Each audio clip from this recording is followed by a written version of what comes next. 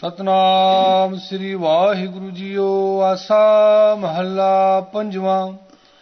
ਪੁੱਤਰੀ ਤੇਰੀ ਬਿਦ ਕਰ ਥਾਟੀ, ਜਾਨ ਸਤ ਕਰ ਹੋਏਗੀ ਮਾਟੀ। ਪੁੱਤਰੀ ਤੇਰੀ ਬਿਦ ਕਰ ਥਾਟੀ, ਜਾਨ ਸਤ ਕਰ ਹੋਏਗੀ ਮਾਟੀ। मूल संभालो अचेत गवारा, इतने को तुम क्या गर्भे रहाओ। तीन शेर का दिहाड़ी मेहमान, और वस्तुज पाहे अमान। बिस्टा अस्त रकत परेटे चाम, इस ऊपर ले राख्यो गुमान। एक वस्त बूझे ता होवै पाक, बिन बूझे तू सदा ना पाक। कहो नानक गुर को कुर्बान, जिसते पाइयै अर पुरख सुजान। कहो नानक गुर को कुर्बान, जिसते पाइयै अर पुरख सुजान। पुत्री तेरी बिद कर थाटी, जान सत कर होएगी माटी। वाहिगुरु जी का खालसा, वाहिगुरु जी की फतेह। परम सन्मानयोग गुरु खालसा सत संगत जीओ। सतगुरु ने अपार बख्शिश की। ਆਪ ਸੰਗਤਾਂ ਸਤਿਗੁਰੂ ਦੇ ਪਾਵਨ ਪਵਿੱਤਰ ਸੋਹਣੇ ਦਰਬਾਰ ਦੇ ਵਿੱਚ ਹਾਜ਼ਰ ਹੋ ਕੇ ਸਤਿਗੁਰੂ ਦੀ ਪਾਵਨ ਅੰਮ੍ਰਿਤ ਰੂਪ ਬਾਣੀ ਦੀ ਲੜੀਵਾਰ ਕਥਾ ਸਰਵਣ ਕਰ ਰਹੇ ਹੋ। ਪੰਚਮ ਪਾਤਸ਼ਾਹ ਸ਼ਹੀਦਾਂ ਦੇ ਸਿਰਤਾਜ ਸ਼ਾਂਤੀ ਦੇ ਸੋਮੇ ਮਹਾਨ ਪਰਉਪਕਾਰੀ ਸਤਿਗੁਰੂ ਆਸਾ ਰਾਗ ਦੇ ਅੰਦਰ ਪਾਵਨ ਪਵਿੱਤਰ ਉਪਦੇਸ਼ ਬਖਸ਼ਿਸ਼ ਕਰ ਰਹੇ ਹਨ। ਜਿਸ ਪਵਿੱਤਰ ਸ਼ਬਦ ਦਾ ਪਾਠ ਆਪ ਸੰਗਤਾਂ ਨੇ ਸਰਵਣ ਕੀਤਾ ਹੈ, ਇਸ ਪਾਵਨ ਪਵਿੱਤਰ ਸ਼ਬਦ ਦੇ ਅੰਦਰ ਸਾਹਿਬ ਸਤਿਗੁਰੂ ਧੰਨ ਗੁਰੂ ਅਰਜਨ ਦੇਵ ਮਹਾਰਾਜ ਸੱਚੇ ਪਾਤਸ਼ਾਹ ਨੇ ਇਸ ਮਨੁੱਖ ਨੂੰ ਬਹੁਤ ਸੁੰਦਰ ਉਪਦੇਸ਼ ਬਖਸ਼ਿਸ਼ ਕੀਤਾ ਹੈ। ਹਰ ਮਨੁੱਖ ਨੂੰ ਆਪਣੇ ਸਰੀਰ ਦਾ ਹੰਕਾਰ ਹੈ, ਇਸ ਹੰਕਾਰ ਨੂੰ ਦੂਰ ਕਰਨ ਦੇ ਲਈ ਸਾਹਿਬ ਸਤਿਗੁਰੂ ਸੱਚੇ ਪਾਤਸ਼ਾਹ ਰਹਾਉ ਦੀਆਂ ਪੰਕਤੀਆਂ ਵਿੱਚ ਫਰਮਾਉਂਦੇ ਹਨ। ਮੂਲ ਸੰਭਾਲੋ ਅਚੇਤ ਗੁਆਰਾ, ਇਤਨੇ ਕਉ ਤੁਮ ਕਿਆ ਗਰਭੇ ਰਹਾਉ। ਸਤਿਗੁਰੂ ਇਸ ਮਨੁੱਖ ਨੂੰ ਅਚੇਤ ਗਵਾਰ ਸ਼ਬਦ ਦੁਆਰਾ ਸੰਬੋਧਨ ਕਰਦੇ ਹਨ। ਐ ਮਨੁੱਖ, ਤੂੰ ਅਚੇਤ ਹੈ, ਮੂਰਛਤ ਹੋਇਆ ਹੈ, ਤੇਰੀ ਹੋਸ਼ ਟਿਕਾਣੇ ਨਹੀਂ ਹੈ। ਗੁਆਰਾ, ਤੂੰ ਮੂਰਖ ਵੀ ਹੈ, ਬੇਵਕੂਫ ਵੀ ਹੈ। ਤੂੰ ਬਿਨਾਂ ਮਤਲਬ ਤੋਂ ਬਹੁਤ ਭਾਰੀ ਹੰਕਾਰ ਕਰ ਰਿਹਾ ਹੈ। ਮੂਲ ਸੰਭਾਲੋ, ਪਰ ਤੂੰ ਆਪਣੇ ਮੂਲ ਨੂੰ ਤਾਂ ਸੰਭਾਲ, ਆਪਣੇ ਮੂਲ ਨੂੰ ਤਾਂ ਯਾਦ ਕਰ। ਤੇਰਾ ਸਰੀਰ ਕਿਵੇਂ ਬਣਿਆ ਹੈ, ਕਦੇ ਇਹਦੇ ਬਾਰੇ ਸੋਚ। ਸਰੀਰ ਦਾ ਮੂਲ ਕੀ ਹੈ? ਮਾਂ ਕੀ ਰਕਤ ਪਿਤਾ ਬਿੰਦ ਧਾਰਾ, ਸੂਰਤ ਮੂਰਤ ਕਾਰਿਆ ਕਾਰਾ।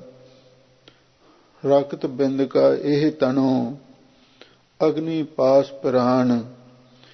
ਹਜ਼ੂਰ ਕਹਿੰਦੇ ਨੇ ਸਾਡੇ ਸਰੀਰ ਦਾ ਮੂਲ ਰਕਤ ਬਿੰਦ ਹੈ। ਸਤਿਗੁਰੂ ਕਹਿੰਦੇ ਨੇ ਐ ਅਚੇਤ ਐ ਮੂਰਖਾ, ਤੂੰ ਆਪਣੇ ਮੂਲ ਨੂੰ ਯਾਦ ਕਰ। ਤੇਰਾ ਸ਼੍ਰੀ ਰਕਤ ਬੈਂਤੋਂ ਬਣਿਆ ਹੈ ਨਾ।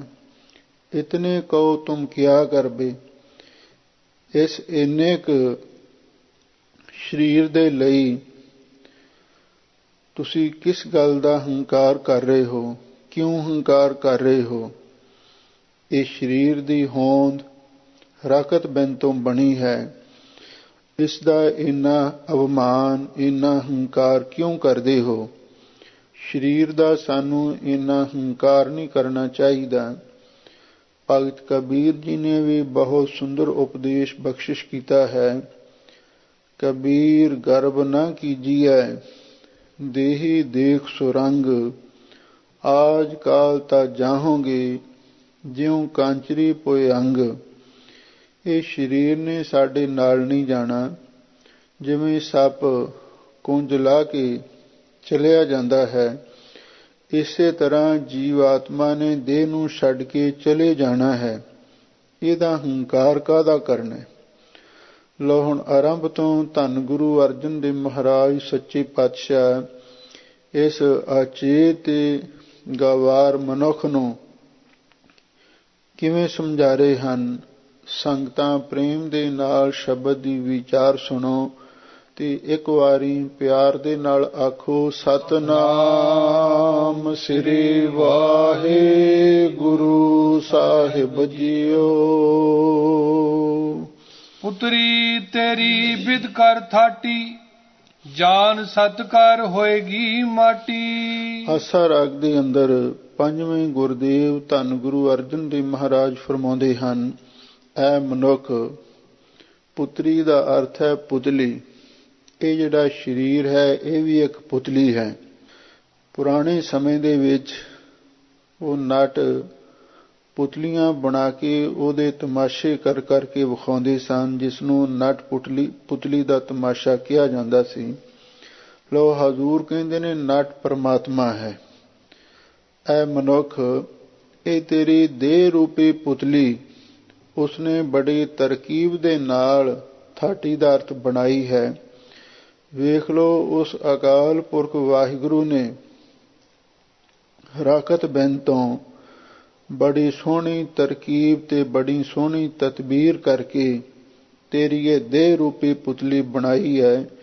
ਜਾਣ ਸਤ ਕਰ, ਇਸ ਗੱਲ ਨੂੰ ਸੱਚ ਨਿਸ਼ਚੈ ਕਰਕੇ ਜਾਣ, ਹੋਏਗੀ ਮਾਟੀ। ਇਹ ਤੇਰੀ ਦੇਹ ਦੀ ਪੁਤਲੀ ਇੱਕ ਦਿਨ ਮਿੱਟੀ ਹੋ ਜਾਵੇਗੀ, ਖਾਕ ਦੀ ਢੇਰੀ ਬਣ ਜਾਵੇਗੀ। ਇਸ ਦਾ ਮਾਣ ਨਾ ਕਰ। ਮੂਲ ਸੰਭਾਲੋ ਅਚੇਤ ਗਵਾਰਾ, ਇਤਨੇ ਕੋ ਤੁਮ ਕਿਆ ਗਰਬੇ ਰਹਾਓ। ਸਾਹਿਬ ਸਤਿਗੁਰੂ ਸੱਚੇ ਪਾਤਸ਼ਾਹ ਇਸ ਅਚੇਤ ਮੂਰਖ ਇਨਸਾਨ ਨੂੰ ਸਮਝਾਉਂਦੇ ਹਨ ਕਿ ਐ ਅਚੇਤ ਤੀ ਗਵਾਰ ਨਾ ਸਮਝ, ਤੂੰ ਆਪਣੇ ਮੂਲ ਨੂੰ ਚੇਤੇ ਕਰ। ਤੇਰਾ ਸਰੀਰ ਕਿੱਥੋਂ ਬਣਿਆ ਹੈ, ਇਸ ਗੱਲ ਨੂੰ ਯਾਦ ਰੱਖ। ਇਤਨੇ ਕਹੋ ਤੁਮ ਕਿਆ ਕਰਬੇ। ਇਹ ਜਿਹੜਾ ਰਕਤ ਬੈਂਤੋਂ ਬਣਿਆ ਹੋਇਆ ਤੇਰਾ ਸਰੀਰ ਹੈ, ਇਹਨੂੰ ਪ੍ਰਾਪਤ ਕਰਕੇ ਫਿਰ ਇੰਨਾ ਹੰਕਾਰ ਕਿਉਂ ਕਰ ਰਿਹਾ ਹੈ? ਇਸ ਸਰੀਰ ਦਾ ਇੰਨਾ ਤੈਨੂੰ ਹੰਕਾਰ ਨਹੀਂ ਕਰਨਾ ਚਾਹੀਦਾ। ਅਥਵਾ ਕੁਝ ਵਿਦਵਾਨਾਂ ਨੇ ਮੂਲ ਸੰਭਾਲੋ ਦਾ ਅਰਥ ਇਹ ਵੀ ਕੀਤਾ ਹੈ ਵੀ ਐ ਅਚੇਤ ਨਾ ਸਮਝ ਮਨੁੱਖ, ਤੂੰ ਆਪਣੇ ਮੂਲ ਨੂੰ ਯਾਦ ਕਰ। ਮੂਲ ਕੀ ਹੈ? ਮੂਲ ਹੈ ਪਰਮਾਤਮਾ। ਮਨ ਤੂੰ ਜੋਤ ਸਰੂਪ ਹੈ, ਆਪਣਾ ਮੂਲ ਪਛਾਣ। ਮਨ ਹਰ ਜੀ ਤੇਰੇ ਨਾਲ ਹੈ, ਗੁਰਮਤੀ ਰੰਗ ਮਾਣ। ਆ ਜੋ ਸਰੀਰ ਹੈ ਇਹ ਤੇ ਮਿੱਟੀ ਤੋਂ ਬਣਿਆ ਹੋਇਆ ਹੈ। ਇਹਨੂੰ ਪ੍ਰਾਪਤ ਕਰਕੇ ਇੰਨਾ ਹੰਕਾਰ ਕਿਉਂ ਕਰਦੇ ਹੋ? ਨਹੀਂ ਕਰਨਾ ਚਾਹੀਦਾ। ਪਰ ਇੱਥੇ ਪ੍ਰਕਾਰਨ ਸਰੀਰ ਦਾ ਚੱਲ ਰਿਹਾ ਹੈ। ਸਰੀਰ ਦਾ ਮੂਲ ਰਕਤ ਬਿੰਦ ਹੈ, ਇਸ ਲਈ ਪਹਿਲਾ ਅਰਥ ਹੀ ਪ੍ਰਸੰਗਕ ਸਮਝਣਾ। ਤੀਨ ਸ਼ੇਰ ਕਾ ਦਿਹਾੜੀ ਮਹਿਮਾਨ, ਅਵਰ ਵਸ ਤੁਝ ਪਾਹੇ ਅਮਾਨ। ਰਹਾਉ ਵਿਸਰਾਮ ਦੇ ਕੇ ਸਾਹਿਬ ਸਤਿਗੁਰੂ ਸੱਚੇ ਪਾਤਸ਼ਾਹ ਇਸ ਮਨੁੱਖ ਨੂੰ ਸਮਝਾਉਂਦੇ ਨੇ, ਹਰ ਮਨੁੱਖ ਦੇ ਮਨ ਦੇ ਵਿੱਚ ਇੰਨੀ ਤ੍ਰਿਸ਼ਨਾ ਹੈ, ਇੰਨੀ ਵਾਸ਼ਨਾ ਹੈ, ਔਰ ਉਹ ਆਪਣੇ ਪਾਸ ਜਿਉਂ ਸਮਾਨ ਜਮ੍ਹਾਂ ਕਰਨ ਲੱਗਦਾ ਹੈ, ਕਰੀ ਜਾਂਦਾ ਹੈ। ਪਰ ਹਜ਼ੂਰ ਇਸ ਨੂੰ ਸਮਝਾਉਂਦੇ ਹਨ, 3 ਸੇਰ ਕਾ ਦਿਹਾੜੀ ਮਹਿਮਾਨ। ਐ ਮਨੁੱਖ, ਤੂੰ ਸਿਰਫ 3 ਸੇਰ ਅੰਨ ਦਾ, ਦਿਹਾੜੀ ਦਾ 3 ਸੇਰ ਛਕਣ ਵਾਲਾ ਤੂੰ ਇੱਕ ਪ੍ਰਾਹੁਣਾ ਹੈ।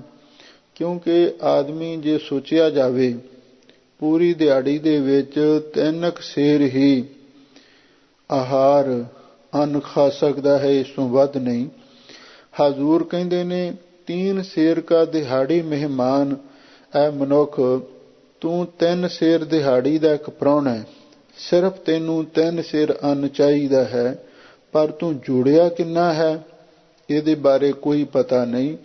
ਅਵਰ ਬਸ ਤੁਝ ਪਾਹੇ ਅਮਾਨ। ਹੋਰ ਜਿੰਨੀਆਂ ਵਸਤਾਂ ਨੇ, ਅੰਨ ਦੇ ਭੰਡਾਰ ਨੇ, ਬਸਰਾਂ ਦੇ ਭੰਡਾਰ ਨੇ, ਮਾਇਆ ਦੇ ਅੰਬਾਰ ਨੇ, ਇਹ ਸਭ ਮਾਨੋ ਤੇਰੇ ਪਾਸ ਇੱਕ ਅਮਾਨਤ ਹੈ। ਇਹ ਅਮਾਨਤ ਇਸ ਲਈ ਸਤਿਗੁਰੂ ਮਹਾਰਾਜ ਦੱਸਦੇ ਨੇ, ਜਦੋਂ ਅੰਨ ਦਾ ਸਮਾਂ ਆਉਂਦਾ ਹੈ, ਇਹ ਮਨੁੱਖ ਸਭ ਕੁਝ ਇੱਥੇ ਛੱਡ ਕੇ ਚਲਿਆ ਜਾਂਦਾ ਹੈ। ਅਮਾਨਤ ਉਹੀ ਹੁੰਦੀ ਹੈ ਨਾ ਜੋ ਕਿਸੇ ਦੀ ਹੋਵੇ, ਆਪਣੀ ਨਾ ਹੋਵੇ ਵਸਤੂ, ਉਹਨੂੰ ਅਮਾਨਤ ਕਿਹਾ ਜਾਂਦਾ ਹੈ। ਜਿਸ ਮਾਇਆ ਨੂੰ, ਜਿਸ ਸੰਪत्ति ਨੂੰ ਮਨੁੱਖ ਆਪਣੀ ਸਮਝ ਰਿਹਾ ਹੈ, ਆਖਰ ਇਹਨੂੰ ਛੱਡ ਕੇ ਜਾਣਾ ਪੈਂਦਾ ਹੈ। ਇਸੇ ਲਈ ਸਤਿਗੁਰੂ ਕਹਿੰਦੇ ਨੇ, ਤੂੰ ਤੇ ਸਿਰਫ 3 ਸੇਰ ਦਾ ਦਿਹਾੜੀ, 3 ਸੇਰ ਛਕਣ ਵਾਲਾ ਇੱਕ ਮਜ਼ਦੂਰ ਤੇ ਪ੍ਰਾਹੁਣਾ ਹੈ। ਹੋਰ ਜਿੰਨੀਆਂ ਵੀ ਵਸੂਆਂ ਤੇਰੇ ਪਾਸ ਨੇ, ਧਨ ਦੌਲਤ ਦੇ ਅੰਬਾਰ ਨੇ, ਇਹ ਸਭ ਤੇਰੇ ਪਾਸ ਇੱਕ ਅਮਾਨਤ ਰੱਖੀ ਹੋਈ ਹੈ। ਵਿਸ਼ਟਾ ਅਸਤ ਰਖਤ ਪਰੇਟੇ ਚਾਮ, ਇਸ ਉਪਰ ਲੈ ਰਾਖਿਓ ਗੁਮਾਨ। ਲੋ, ਜਿਸ ਸਰੀਰ ਦਾ ਤੂੰ ਹੰਕਾਰ ਕਰਦਾ ਹੈ, ਉਹਦੇ ਵਿੱਚ ਹੈ ਕਿ ਜਰਾ ਸੋਚਿਆ ਕਰ।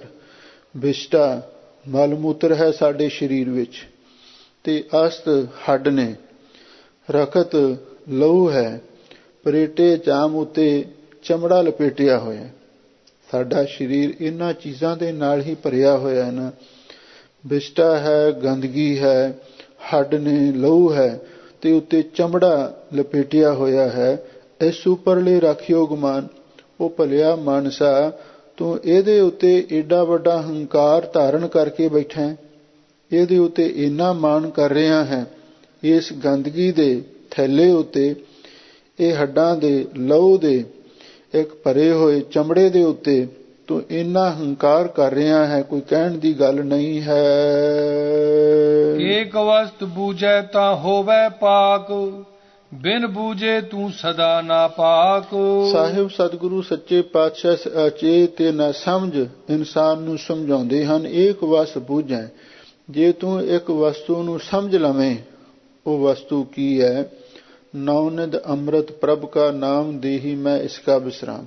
ਜੇ ਤੂੰ ਉਸ ਨਾਮ ਰੂਪੀ ਵਸਤੂ ਨੂੰ ਸਮਝ ਲਵੇਂ, ਪ੍ਰਾਪਤ ਕਰ ਲਵੇਂ, ਤਾਂ ਤੇ ਪਾਕ ਪਵਿੱਤਰ ਹੋ ਸਕਦਾ ਹੈ। ਬਿਨ ਬੂਝੇ ਤੂੰ ਸਦਾ ਨਾ ਪਾਕ। ਜੇ ਤੂੰ ਆਪਣੇ ਅੰਦਰੋਂ ਨਾਮ ਦੇ ਸਰੋਤ ਨੂੰ ਨਹੀਂ ਸਮਝਿਆ, ਨਹੀਂ ਪ੍ਰਗਟ ਕੀਤਾ, ਤੂੰ ਹਮੇਸ਼ਾ ਲਈ ਨਾਪਾਕ ਹੈ। ਨਾਪਾਕ ਫਾਰਸੀ ਵਿੱਚ ਕਹਿੰਦੇ ਨੇ ਅਪਵਿੱਤਰ ਨੂੰ, ਨਖਿਦ ਨੂੰ, ਮਕਰੂ ਨੂੰ। ਹਜ਼ੂਰ ਕਹਿੰਦੇ ਨੇ ਏਕ ਵਸਤ ਬੂਝੈ। ਦੂਸਰਾ ਇਹਦਾ ਅਰਥ ਇਉਂ ਵੀ ਮਹਾਂਪੁਰਖ ਕਰਦੇ ਹਨ, ਇੱਕ ਵਸਤੂ ਕੀ ਹੈ? ਇਹ ਸਰੀਰਾ ਮੇਰਿਆ ਹਰ ਤੋਂ ਮੈਂ ਜੋਤ ਰੱਖੀ, ਤਾਂ ਤੂੰ ਜਗ ਮੈਂ ਆਇਆ। ਵਾਹਿਗੁਰੂ ਨੇ ਹਰ ਸਰੀਰ ਦੇ ਵਿੱਚ ਆਪਣੀ ਜੋਤ ਵੀ ਟਿਕਾਈ ਹੋਈ ਹੈ। ਜੇ ਤੂੰ ਉਸ ਵਸਤੂ ਨੂੰ, ਆਤਮ ਜੋਤ ਨੂੰ ਸਮਝ ਲਵੇਂ, ਤਾਂ ਤੂੰ ਪਵਿੱਤਰ ਹੋ ਸਕਦਾ ਹੈ। ਜੇ ਤੂੰ ਉਸ ਵਸਤੂ ਆਤਮਕ ਜੋਤ ਨੂੰ ਨਹੀਂ ਸਮਝਦਾ, ਤੇ ਉਹਨਾਂ ਚਿਰ ਤੱਕ ਤੂੰ ਹਮੇਸ਼ਾ ਨਾਪਾਕ ਅਪਵਿੱਤਰ ਹੈ। ਕੋ ਨਾਨਕ ਗੁਰ ਕੋ ਕੁਰਬਾਨ, ਜਿਸ ਤੇ ਪਾਈਐ ਅਰ ਪੁਰਖ ਸੁਜਾਨ। ਸਾਹਿਬ ਸਤਿਗੁਰੂ ਸੱਚੇ ਪਾਤਸ਼ਾਹ ਫਰਮਾਉਂਦੇ ਨੇ, ਭਾਈ ਅਸੀਂ ਤਾਂ ਗੁਰੂ ਤੋਂ ਕੁਰਬਾਨ ਜਾਂਦੇ ਹਾਂ, ਜਿਸ ਦੀ ਕਿਰਪਾ ਦੇ ਨਾਲ ਉਹ ਸੁਜਾਨ ਪੁਰਖ, ਜਾਣੀ ਜਾਣ, ਸਰਵ ਵਿਆਪਕ ਤੇ ਸਾਰੇ ਪਾਪਾਂ ਨੂੰ ਨਾਸ਼ ਕਰਨ ਵਾਲਾ ਜੋ ਅਕਾਲ ਪੁਰਖ ਪ੍ਰਾਪਤ ਕੀਤਾ ਜਾਂਦਾ ਹੈ। ਆਸਾ ਮਹੱਲਾ ਪੰਜਵਾ। ਇੱਕ ਤੁਕੇ ਚੌਪਦੇ, ਇੱਕ ਘੜੀ ਦਿਨ ਸਮੂਕੋ ਬਹੁਤ ਦਿਆਰੇ। मन ना रहे कैसे मिलो प्यारे। ਲੋ ਹੁਣ ਅੱਗੇ ਆਸਾ ਰਾਗ ਦੇ ਵਿੱਚ ਪੰਜਵੇਂ ਪਾਤਸ਼ਾਹ ਗੁਰੂ ਅਰਜਨ ਦੇਵ ਮਹਾਰਾਜ ਦੇ ਇੱਕ ਤੁਕੇ ਚੌਪਦੇ 4-4 ਪੌੜੀਆਂ ਵਾਲੇ ਸ਼ਬਦ ਆ ਰਹੇ ਨੇ। ਇਸ ਸ਼ਬਦ ਦੇ ਅੰਦਰ ਛੋਟੀਆਂ ਪੰਕਤੀਆਂ ਨੇ। ਪਹਿਲੀ ਪੰਕਤੀ ਤੇ ਵਿਸਰਾਮ ਸਮਝਣਾ ਤੇ ਫਿਰ ਇੱਕ ਇੱਕ ਤੁਕੇ ਇਹ ਸ਼ਬਦ ਬਣ ਜਾਂਦੇ ਹਨ। ਰਹਾਉ ਦੀਆਂ ਪੰਕਤੀਆਂ ਵਿੱਚ ਸਾਹਿਬ ਸਤਿਗੁਰੂ ਸੱਚੇ ਪਾਤਸ਼ਾਹ ਜਿਹੜੇ ਅਕਾਲ ਪੁਰਖ ਵਾਹਿਗੁਰੂ ਦੇ ਮੁਤਲਾਸ਼ੀ ਨੇ, ਜਗਿਆਸੂ ਹਨ, ਜਿਹੜੇ ਹਰ ਵੇਲੇ ਵਾਹਿਗੁਰੂ ਦੇ ਦਰਸ਼ਨਾਂ ਦੀ ਉਡੀਕ ਵਿੱਚ ਨੇ, ਉਹਨਾਂ ਦੀ ਹਾਲਤ ਬਿਆਨ ਕਰ ਰਹੇ ਹਨ। ਇੱਕ ਪਲ ਦਿਨ ਸਮੋਕੋ ਕਬਹੂ ਨਾ ਬਿਹਾਵੈ, ਦਰਸ਼ਨ ਕੀ ਮਨ ਆਸ ਕਨੇਰੀ, ਕੋਈ ਐਸਾ ਸੰਤ ਮੋਕੋ ਪਿਰਹਿ ਮਿਲਾਵੈ। ਰਹਾਉ ਇੱਕ ਪਲ ਦਿਨ ਮੇਰਾ ਇੱਕ ਪਲ ਜ਼ਿੰਦਗੀ ਦਾ ਤੇ ਇੱਕ ਦਿਨ ਮੇਰਾ ਕਦੇ ਵੀ ਬੀਤਦਾ ਨਹੀਂ ਹੈ, ਕਿਉਂਕਿ ਇੰਤਜ਼ਾਰ ਦੇ ਵਿੱਚ ਸਮਾਂ ਬਹੁਤ ਹੌਲੀ ਹੌਲੀ ਲੰਘਦਾ ਹੈ। ਦਰਸ਼ਨ ਕੀ ਮਨ ਆਸ ਕਨੇਰੀ, ਮੇਰੇ ਮਨ ਦੇ ਵਿੱਚ ਉਸ ਪਰਮੇਸ਼ਰ ਪਤੀ ਦੇ ਦਰਸ਼ਨਾਂ ਦੀ ਬਹੁਤੀ ਆਸ ਲੱਗੀ ਹੋਈ ਹੈ। ਕੋਈ ਐਸਾ ਸੰਤ ਮਹਾਂਪੁਰਖ ਹੈ, ਮੋਕੋ ਪਿਰਹਿ ਮਿਲਾਵੈ, ਮੈਨੂੰ ਪਤੀ ਪਰਮੇਸ਼ਰ ਤਾਈਂ ਮਿਲਾ ਦੇਵੇ।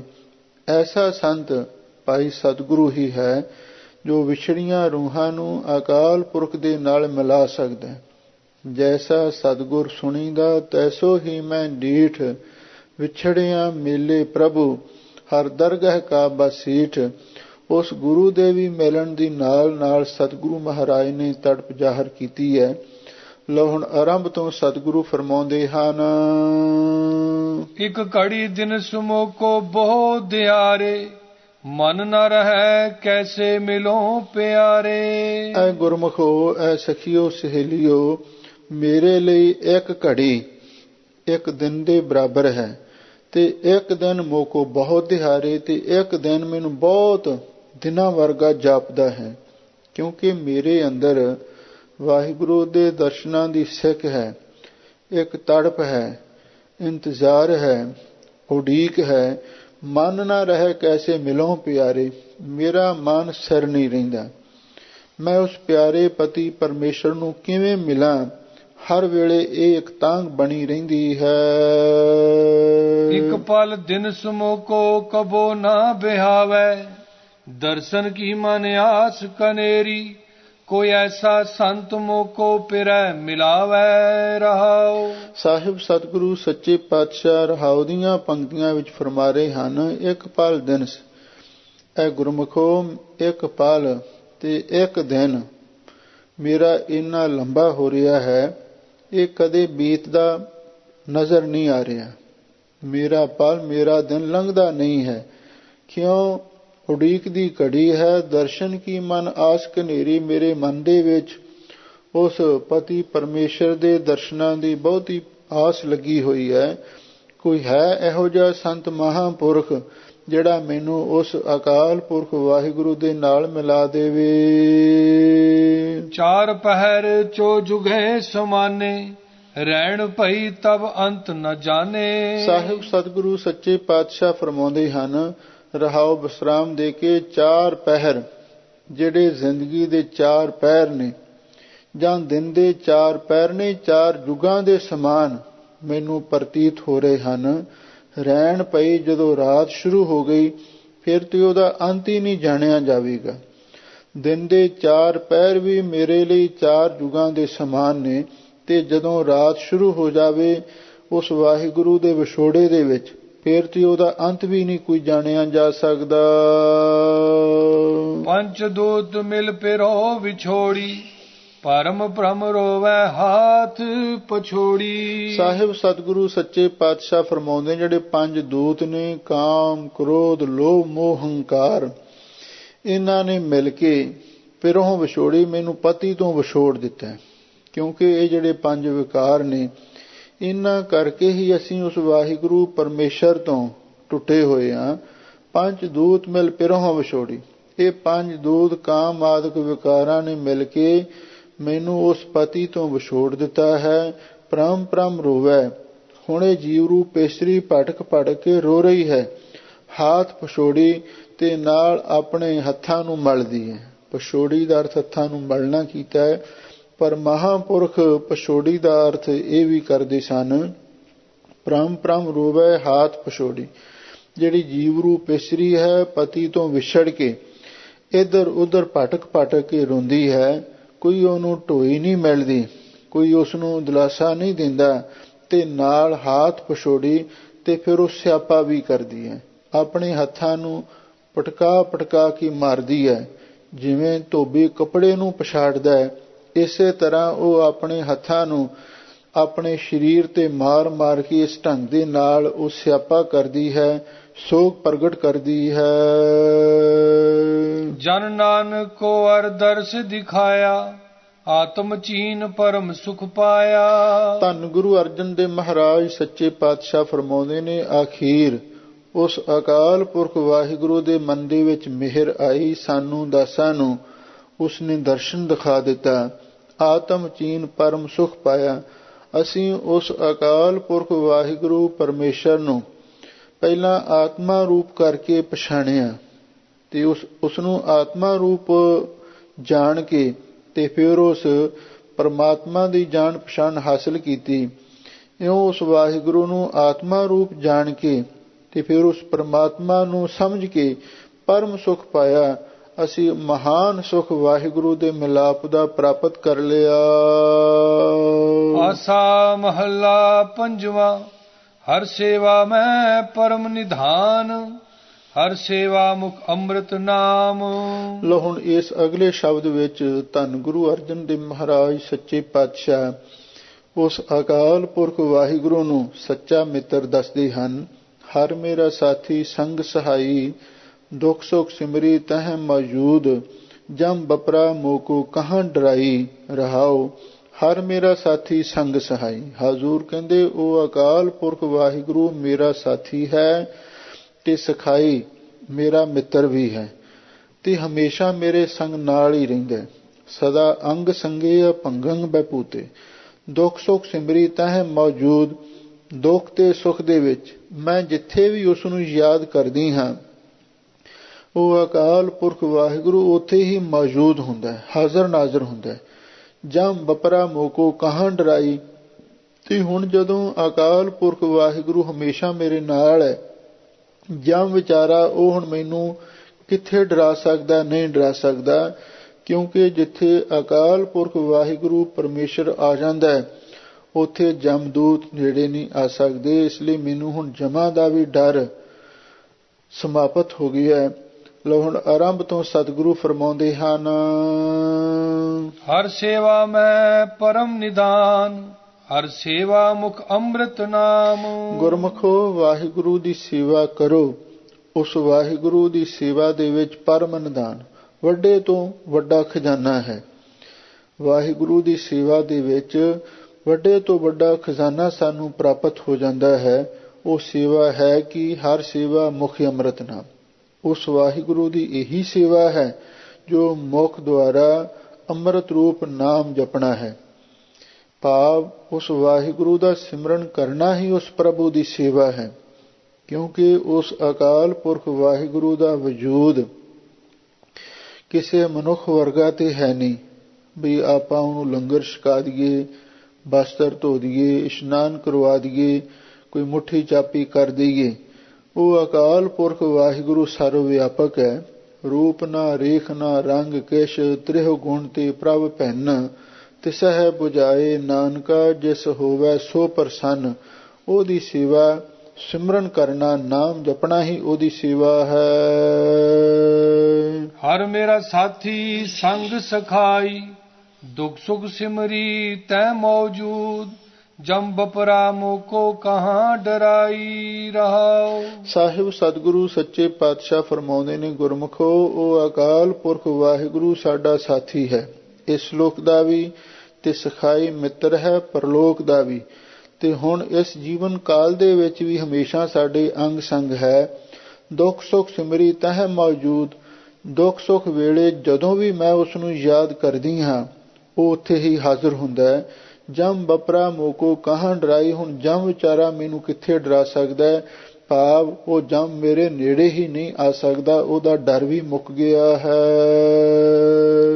ਹਰ ਮੇਰੀ ਓਟ ਮੈਂ ਹਰ ਕਾ ਤਾਣ, ਹਰ ਮੇਰਾ ਸਖਾ ਮਨ ਮਾਹੇ ਦੀਵਾਨ। ਰਹਾਉ ਵਿਸਰਾਮ ਦੇ ਕਿ ਸਾਹਿਬ ਸਤਿਗੁਰੂ ਸੱਚੇ ਪਾਤਸ਼ਾਹ ਫਰਮਾਉਂਦੇ ਨੇ, ਹਰ ਮੇਰੀ ਓਟ, ਵੀ ਉਹ ਅਕਾਲ ਪੁਰਖ ਵਾਹਿਗੁਰੂ ਹੀ ਮੇਰੀ ਓਟ ਹੈ। ਮੈਂ ਹਰ ਕਾ ਤਾਣ, ਤੇ ਮੈਨੂੰ ਉਸ ਅਕਾਲ ਪੁਰਖ ਵਾਹਿਗੁਰੂ ਦਾ ਹੀ ਤਾਣ ਬਲ ਹੈ। ਹਰ ਮੇਰਾ ਸਖਾ, ਤੇ ਉਹ ਅਕਾਲ ਪੁਰਖ ਵਾਹਿਗੁਰੂ ਹੀ ਮੇਰਾ ਸਖਾ ਪਿਆਰਾ ਹੈ। ਮਨ ਮਾਹੇ ਦੀਵਾਨ, ਤੇ ਮਨ ਦੇ ਵਿੱਚ ਮੈਨੂੰ ਉਹਦਾ ਹੀ ਦੀਵਾਨ ਆਸਰਾ ਹੈ।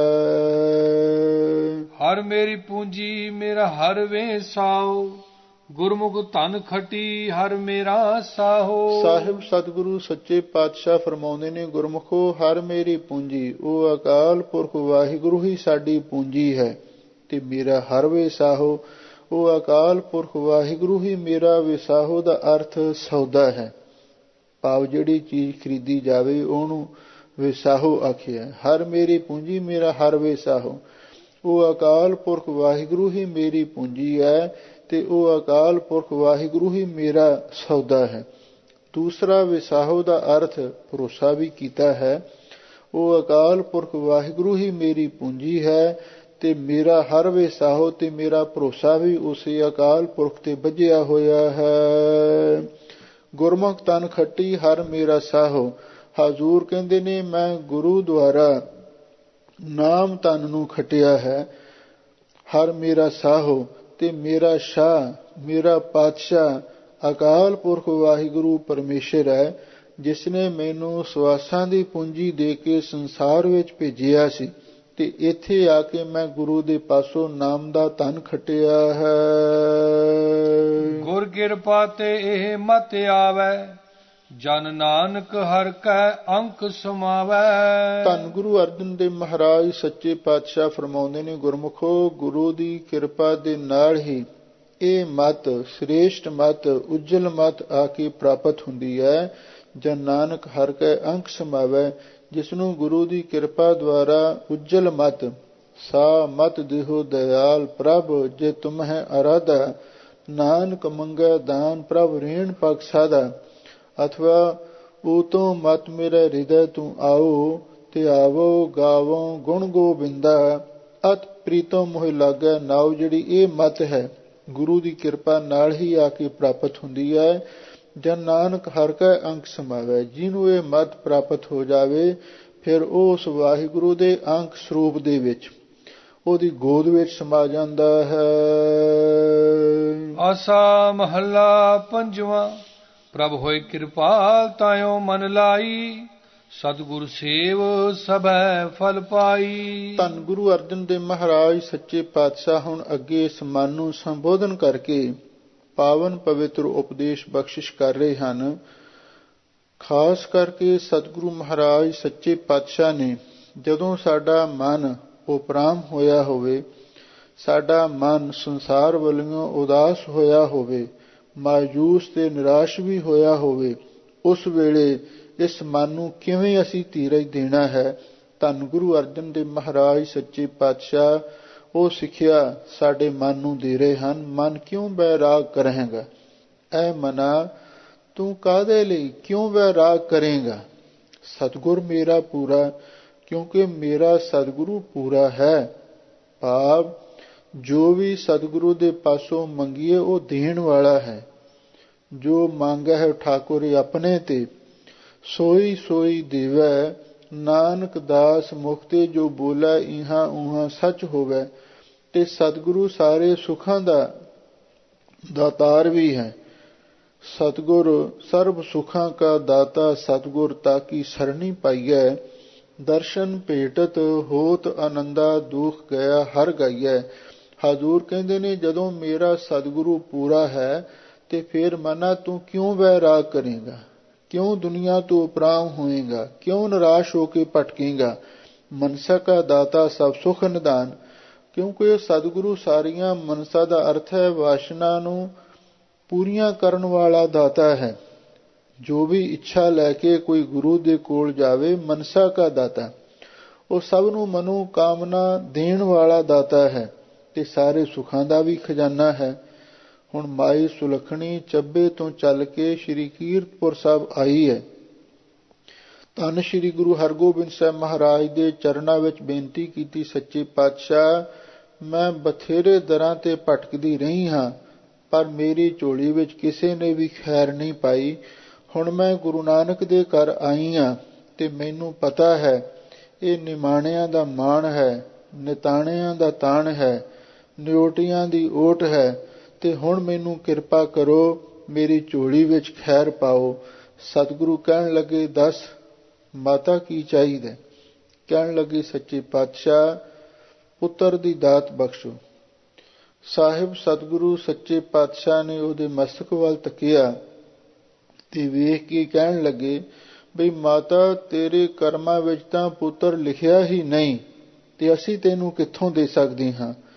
ਤੇ ਮਾਤਾ ਨਿਰਾਸ਼ ਹੋਈ, ਵਾਪਸ ਜਾਣ ਲੱਗੀ। ਭਾਈ ਸਾਹਿਬ ਭਾਈ ਗੁਰਦਾਸ ਜੀ ਮਿਲ ਪਏ, ਕਹਿਣ ਲੱਗੇ, ਮਾਤਾ ਤੂੰ ਉਦਾਸ ਕਿਉਂ ਹੈ?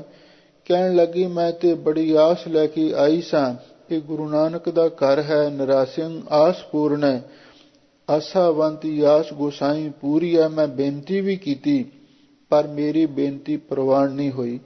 ਤਾਂ ਉਸ ਵੇਲੇ ਭਾਈ ਗੁਰਦਾਸ ਜੀ ਕਹਿਣ ਲੱਗੇ, ਮਾਤਾ ਤੂੰ ਤੇ ਭੋਲੀ ਹੈ, ਤੂੰ ਹੁਣ ਫੇਰ ਸਤਿਗੁਰੂ ਦੇ ਕੋਲ ਜਾ ਤੇ ਬੇਨਤੀ ਕਰੀ, ਸੱਚੇ ਪਾਤਸ਼ਾਹ ਕਿਰਪਾ ਕਰੋ, ਜੇ ਮੇਰੇ ਕਰਮਾਂ ਦੇ ਵਿੱਚ ਪੁੱਤਰ ਨਹੀਂ ਲਿਖਿਆ ਤੇ ਹੁਣ ਲਿਖ ਦੇਵੋ, ਤੂੰ ਕਲਮ ਦੁਆਤ ਸਿਆਹੀ ਨਾਲ ਲੈ ਕੇ ਜਾਵੀਂ। ਕਹਿਣ ਲੱਗੀ, ਠੀਕ ਹੈ। ਤੇ ਉਸ ਮਾਤਾ ਨੇ ਸਾਰੀ ਤਿਆਰੀ ਕਰਕੇ ਤੇ ਜਦੋਂ ਸਤਿਗੁਰੂ ਮਹਾਰਾਜ ਸੱਚੇ ਪਾਤਸ਼ਾਹ ਸ਼ਿਕਾਰ ਖੇਡਣ ਵਾਸਤੇ ਜਾ ਰਹੇ ਸਨ, ਰਸਤੇ ਵਿੱਚ ਅੱਗੇ ਹੋ ਕੇ ਖੜ ਗਈ ਤੇ ਸਤਿਗੁਰੂ ਦੇ ਚਰਨਾਂ ਵਿੱਚ ਬੇਨਤੀ ਕੀਤੀ, ਸੱਚੇ ਪਾਤਸ਼ਾਹ ਕਿਰਪਾ ਕਰੋ, ਮੈਨੂੰ ਪੁੱਤਰ ਦੀ ਦਾਤ ਬਖਸ਼ੋ।